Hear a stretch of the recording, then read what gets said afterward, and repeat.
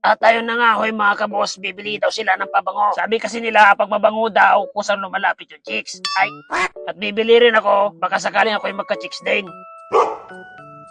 Abay, kahit hindi gwapo basta mabango. Huwag lang yung gwapo ko na tapos mabango ka pa. Abay, lugi kami. Pagtingin ko nga ho sa presyo ay napakamura. Baka layon ako ng chicks niyan. Kaya nga ho, dito ako nagpunta sa mas mahal. Dito, lalapitan ka talaga kasi mahal. May Bulgari, Ferrari, McLaren, Lamborghini, at may Toyota at Honda. Talagang sasakay sa'yo yung chicks pag yan ang pabango mo.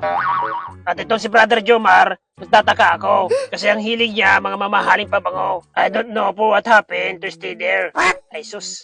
At ito pala yung dahilan. Pag bumili ka raw nito, magsisilapitan yung chicks.